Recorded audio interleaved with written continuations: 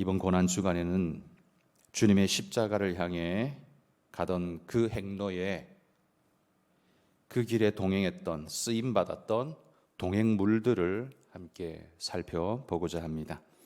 그 물건들이 특별한 의미를 가진 신물이었다거나 하는 그런 말은 아닙니다. 오히려 하찮고 보잘것없는 물건이었지만 주님의 십자가 대열에 동참한 것이었다는 측면에서 그것이 가져다주는 의미를 살펴보고자 하는 것입니다. 저나 여러분이나 주님 앞에서 아무것도 아닌 존재이지만 주님 손에 쓰임받은 그 물건들처럼, 그 동물들처럼 우리도 십자가를 향해 가는 주님과 동행하겠다는 그 결심을 가지고 이 고난주간 주님 앞에 우리 마음을 내어놓는 귀중한 시간이 되시기를 바랍니다. 오늘 먼저 이 말씀은 예수님께서 예루살렘에 입성하시는 모습을 그려주고 있습니다. 아마 예수님의 짧은 인생사에서 가장 화려한 시간은 이 예루살렘 입성할 때가 아니었나 그런 생각이 듭니다. 모든 사람들이 나와서 환호하며 주님을 맞았습니다. 종려나무 가지를 흔들며 다윗의 자손이여 외치며 영광스러운 그 이름으로 주님을 불러주었습니다. 그 순간만큼은 주님은 진짜 예루살렘의 왕이셨습니다. 그런데 주님의 예루살렘 입성은 어쩌다가 생겨난 우연한 그런 일은 결코 아니었습니다. 봉준호 감독의 기생충이라는 영화가 전 세계적으로 이름을 날리죠. 거기 나오는 유명해진 명대사가 있죠. 아들아, 너는 계획이 다 있구나 라는 대사처럼 주님은 계획을 가지고 이 모든 일들을 열어 가셨습니다. 요한복음 7장에 보시면 초막절이 가까울 때에 예수님의 친형제들이 빈정거리면서 이렇게 말했습니다. 요한복음 7장 3절과 4절 말씀입니다. 당신이 하는 일을 제자들도 보게 여기를 떠나 유대로 가소서. 스스로 나타내기를 구하면서 묻혀서 일하는 사람이 없나니 이 일을 행하려 하거든 자신을 세상에 나타내소서. 이 동생들이 하는 말이 뭡니까? 좀 빈정거리듯이 당신이 하는 일 세상에 나타내라고, 그러면서 뭐 숨어 있는 듯 그 모양이냐, 비꼬는 듯 그렇게 말하고 있습니다. 그때 주님은 이렇게 대답하셨습니다. 내 때는 아직 이르지 아니하였다. 형제들이 볼 때에 유명해지고자 별별 일을 다 하면서 스스로 감추는 것 같은 외식자, 그런 모습 그만두고 자기 속내를 다 드러내고 차라리 떳떳하게 뭔가를 해라, 그런 식으로 동생들은 말했던 거죠. 예수님의 행동이 별로 마음에 들지 않았던 것 같습니다. 그러나 주님은 내 때가 있다라고, 내 때라는 말로 자신이 아무렇게나 움직이고 있지 않음을 나타내 주셨습니다. 그리고 그 때가 되면 나아갈 것임을 밝히고 있는 겁니다. 그러니까 주님은 지금 때를 기다리고 계신 거죠. 그리고 그 때가 되면 예루살렘에 입성하시고 지금 바로 그 순간에 가까이 왔다는 겁니다. 그러면 진짜 그 때는 언제일까요? 그럼 바로 십자가 지는 바로 그때입니다. 주님은 오직 이것을 위해 오셨으니 그때를 준비하시다가 그때에 맞춰서 지금 입성하고 계신 겁니다. 그러니까 입성하는 이 순간이 그때가 아닙니다. 그때 앞에 있는 그냥 과정일 뿐입니다. 사람들은 이때가 그때인 것처럼 생각할지 모르지만 주님에게는 아직 그때가 아닙니다. 그때는 십자가이고 일주일 후이고 지금은 그 과정일 뿐이죠.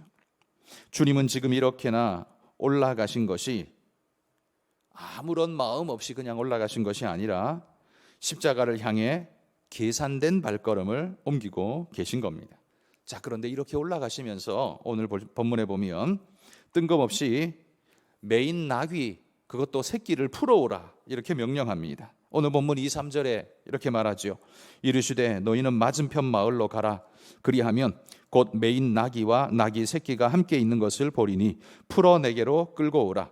만일 누가 무슨 말을 하거든 주가 쓰시겠다 하라. 그리하면 즉시 보내리라 하시니.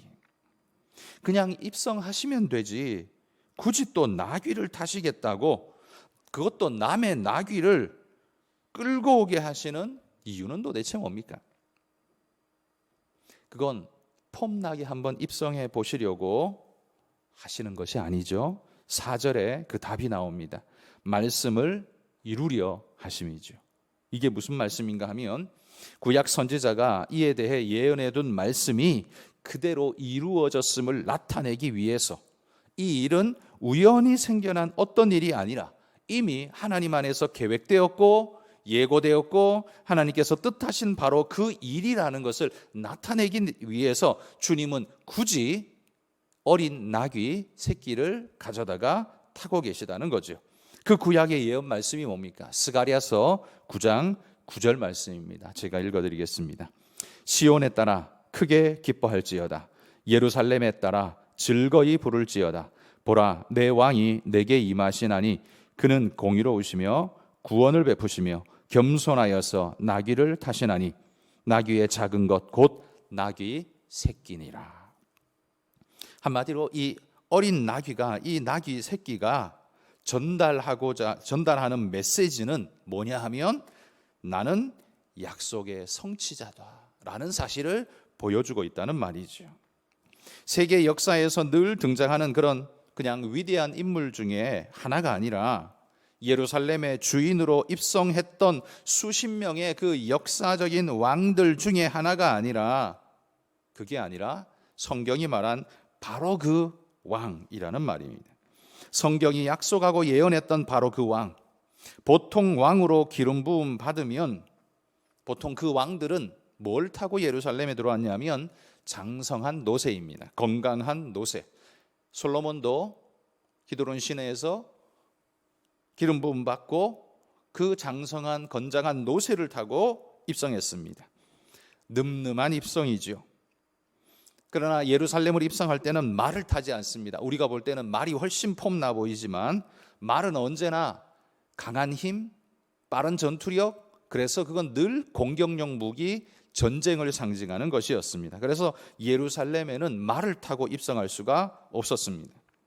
노새는 전쟁에 쓰이지 않습니다. 짐을 옮기거나 사람을 태우거나 하는 평화의 도구로 쓰일 뿐입니다. 그래서 예루살렘 왕은 언제나 노새를 타고 입성했습니다. 그런데 그 노새보다도 더 보잘것없는 나귀, 그것도 아직 어린 새끼를 타고 오신다는 건 그분이 어떤 분이신가를 우리에게 보여준다는 거죠. 그분은 평화의 왕으로 오시는 분, 전쟁하려고 오시는 분이 아니라는 거죠. 더불어서 나귀 새끼라고, 그래서 겸손의 왕이심을 스스로 나타내주고 계신 겁니다. 주님은 다른 왕들과 다른 분임을 나타내주는 메시지였습니다. 다른 왕들은 크고 장성한 노새 혹은 큰 나귀를 탔지만 주님은 그러지 않았다는 거죠. 그러니까 스가랴 선지자가 예언한 이 왕은 그냥 일반적인 왕이 아닌 거죠. 지금까지 수십 명, 수백 명의 왕들이 예루살렘에 입성했겠지만 그들은 예언된 그분이 아니었다는 말이죠. 나귀를 타고 그것도 새끼를 타고 오시는 그분, 그 특별한 분이 바로 메시아이심을 나타내고 있다는 사실입니다. 그리고 또 하나 다른 의미는 이렇게 하심으로써 스가랴 선지자를 통해 말씀에 놓으신 바로 그 하나님의 메시지가 거짓이 아니라는 사실을 확증하고 있는 겁니다. 그러므로 어린 나귀를 타고 입성하시는 이 모습은 단순한 의미 이상의 것을 지금 나타내고 있는 겁니다. 주님은 당신이 누구신지를 명확히 알고 계십니다. 당신은 약속의 성취자일 뿐 아니라 하나님의 말씀을 하나님 말씀 되게 하시는 순종자임을 나타내십니다. 그리고 그건 이후의 사람들이 주님이 누구신가를 깨닫게 하는 메시지였습니다.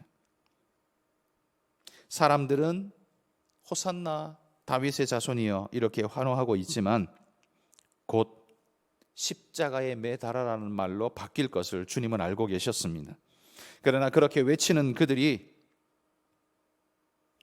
그 시간이 조금만 더 지나게 되면 그분이 누구신가를 또 알게 될 거라는 걸 주님은 기억하고 계셨습니다. 그래서 지금 이 환호도, 그리고 골고다에 오르는 그 저주의 외침도 주님은 묵묵히 지나가고 계셨던 것이죠.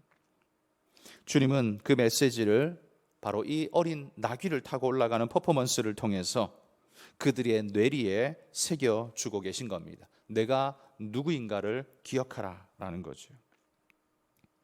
자, 이 주님의 입성을 보며 환호성을 지르고 있는 이 사람들은 주님이 이 나라를 로마의 손에서 건져내고 다윗 때의 영광을 회복시켜 줄 메시아가 되어 주기를 바랬습니다. 그게 바로 그들이 기대하는 메시아였죠.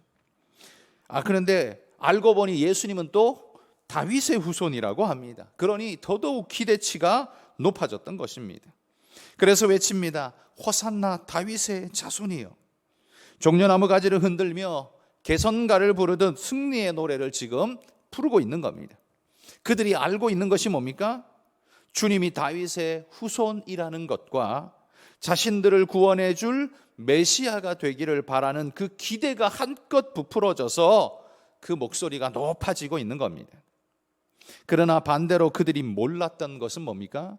그건 십자가였습니다. 그들이 환호할 때 도대체 무엇의 그런 환호를 지금 보내고 있는 것입니까? 그분이 진정한 하나님의 뜻을 이루실 분이기 때문에 환호성을 보내고 계십니까? 만약 그렇다면 주님이 십자가를 지러 올라가셔도 환호성을 보내야 정상적인 일이겠죠. 왜? 그게 하나님의 뜻이었으니까요. 그러나 그들은 그러하지 않았습니다.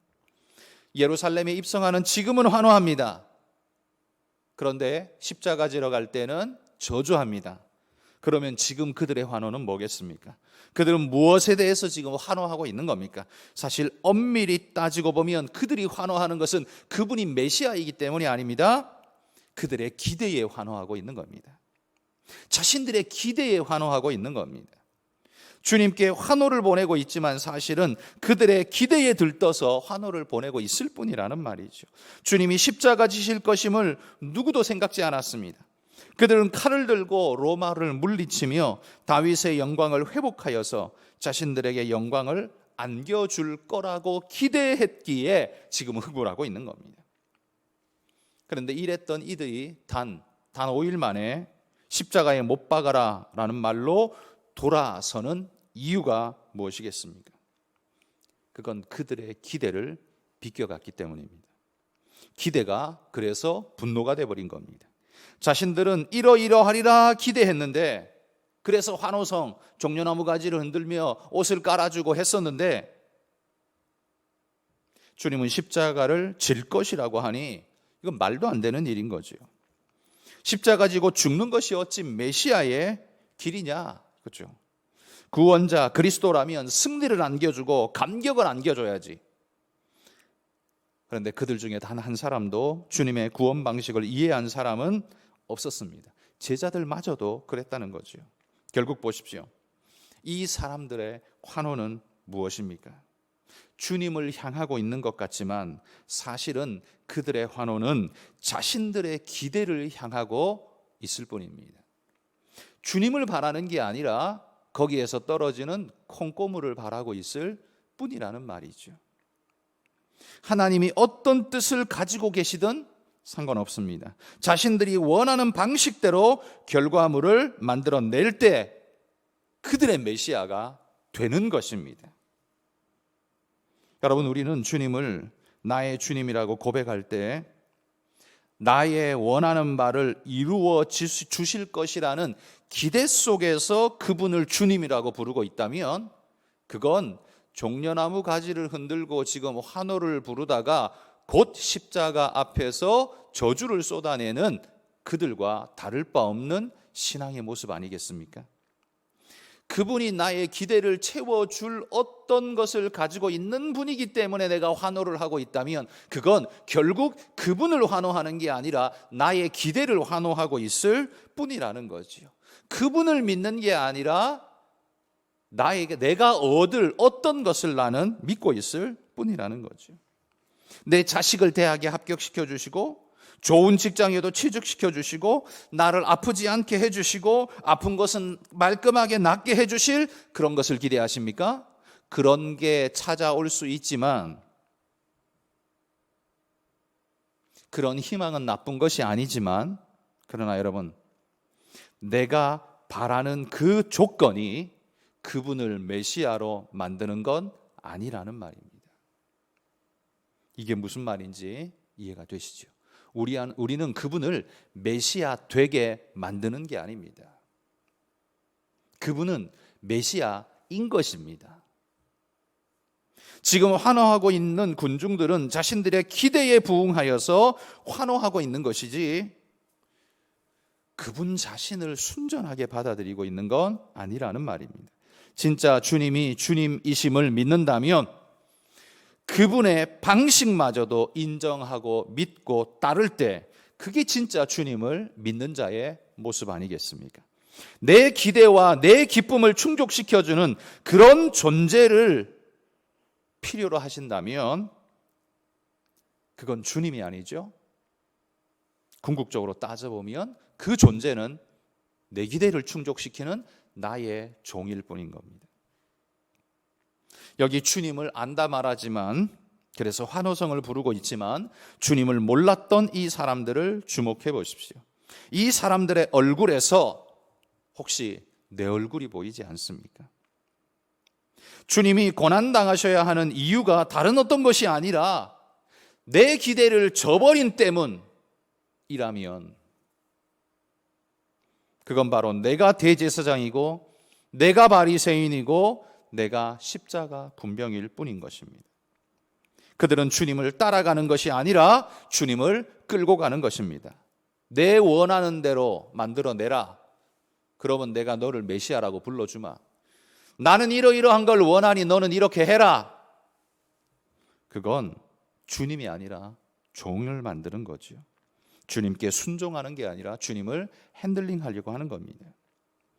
그러나 이런 환호하는 무리들과 다른 이 어린 나귀를 보십시오. 주님에 대한 다른 기대를 가지고 있지 않습니다.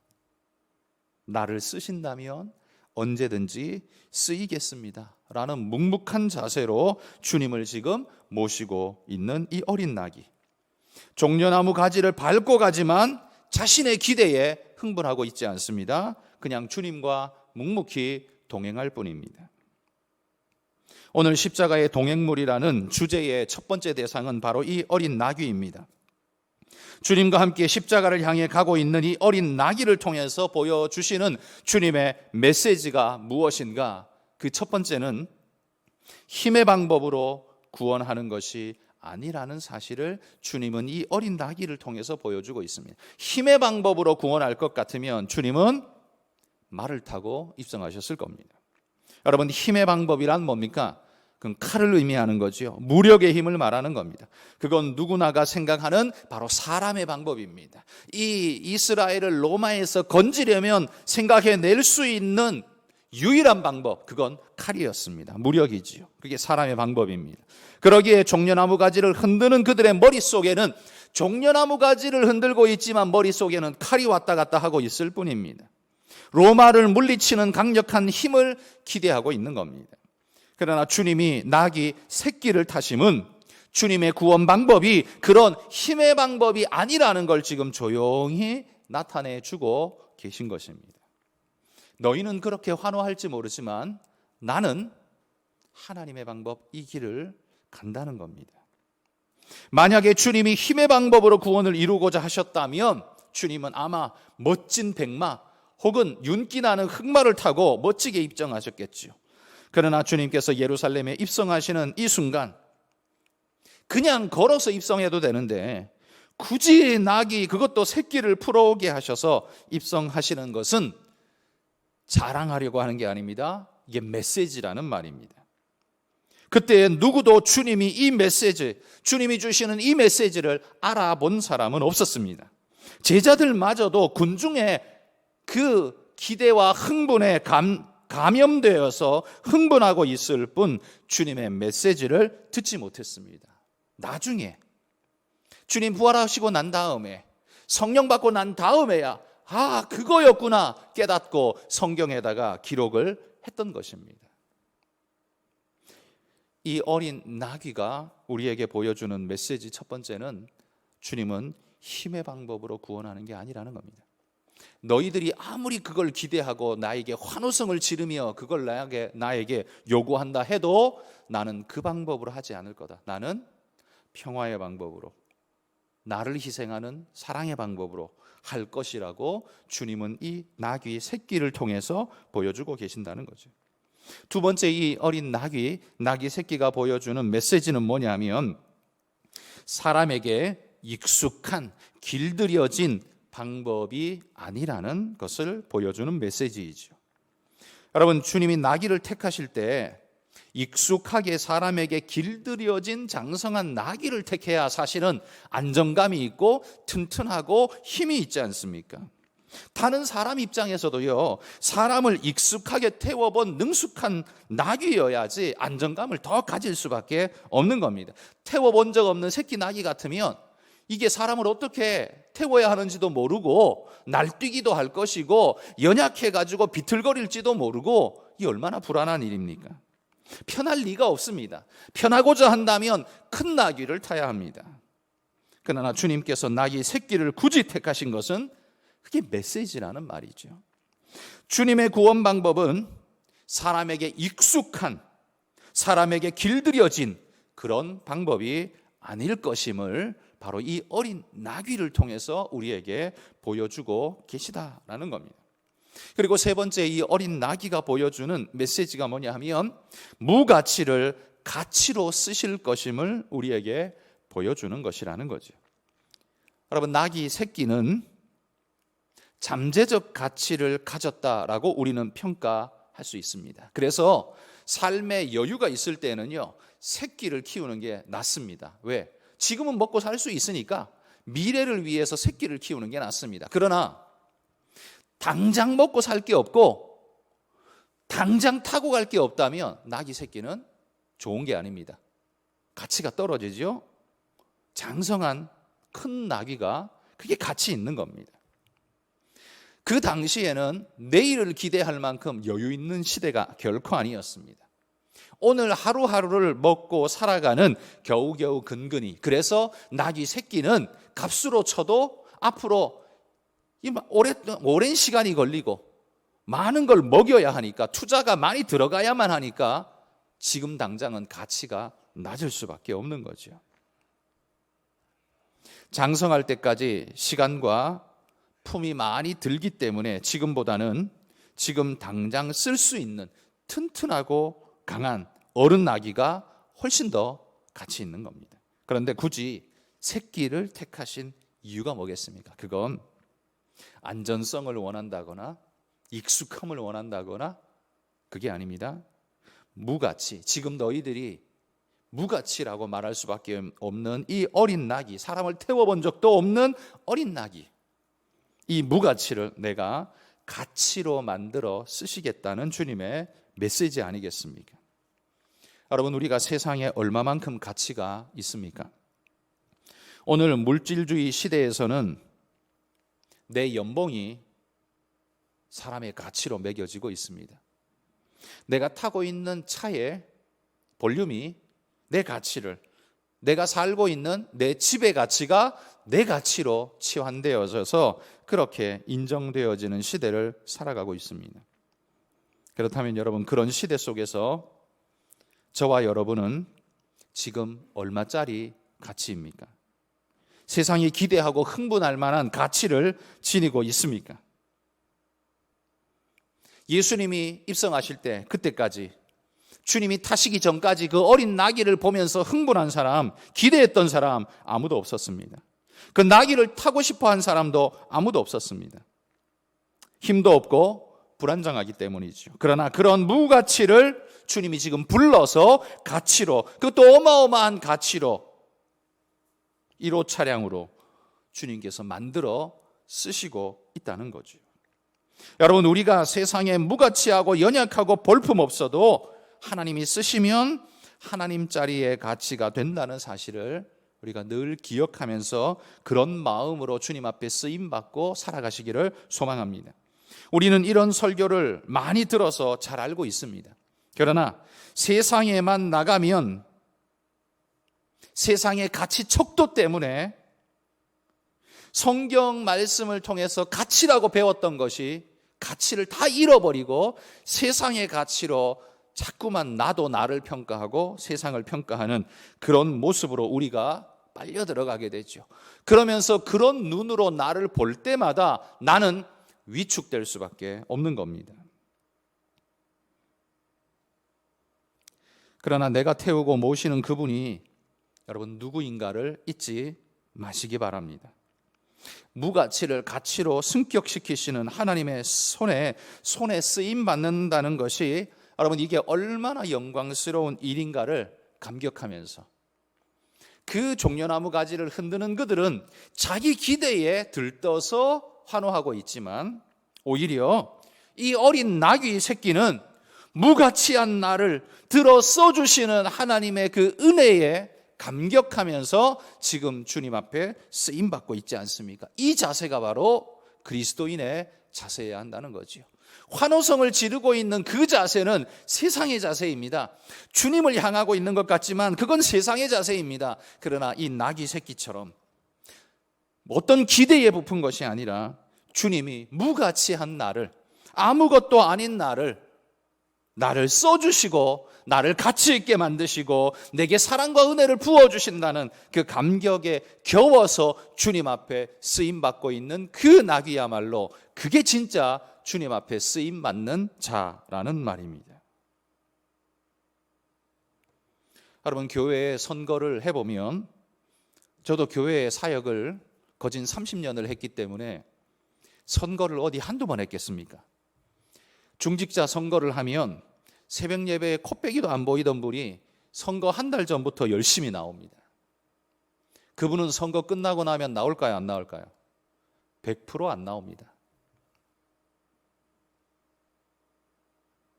그런 모습을 지켜보면서 제 마음속에는 차라리 나오지 마시지, 그런 생각이 차라리 더 많이 들었습니다. 왜 나와서 종려나무 가지를 흔들고 있나? 왜 쓸데없는 자기 기대에 주님을 써먹으려 하고 있나? 그게 신앙의 모습을 덧입은 것처럼 그렇게 위선적으로 왜 저런 일을 하고 있나? 차라리 정직하게 아무것도 하지 말지. 그런 생각이 저는 더 많이 들었습니다. 여러분, 우리가 교회 안에서 하는 일도 때로는 교회 안에서 하는데 종려나무 가지를 흔들고 있을 때가 많습니다. 주님을 향한 게 아니에요. 내 기대를 향한 거예요. 내 생각, 내 기대, 사람들의 환호, 사람들의 어떤 것. 근데 우리는 그렇게 쓰임받아서는 안 되지 않습니까? 어린 나귀같이 쓰임받아야 하지 않습니까? 무언가의 기대에 사로잡혀서 주님을 보고 있는 게 아니라 그 기대로 하여금 주님을 가치 있게 만드는 게 아니라 주님 때문에 쓰임받고 있는 내가 가치가 높아진다라는 그 감격 때문에 오히려 그 순간을 기뻐하고 감격하면서 쓰임받고 그 순간을 눈물을 흘리며 하나님 앞에 찬양할 수 있는 거, 여러분 그게 진짜 신앙인의 모습 아닙니까? 여기 주님의 입성을 보면서도 자기 기대에 흠뻑 젖어 주님의 방식이 아닌 자기 방식에 심취했던 이들을 보십시오. 주님은 그런 자들을 같이 승격시켜주지 않습니다. 환호 그냥 하게 내버려 두십니다. 막지 않으십니다. 그러나 그들에게 주님은 기대를 걸지 않으셨습니다. 성경 말씀에 보면 주님은 자기 몸을 그들에게 의탁치 아니하셨다라는 말씀이 나옵니다. 그런 환호, 그런 기대, 자기 기대에 사로잡혀서 예수님을 쳐다보고 있는 사람에게는요, 주님은 자기 일을 맡기지 않았습니다. 기대하지도 않았습니다. 그들을 바라보며 소망하지도 않았습니다.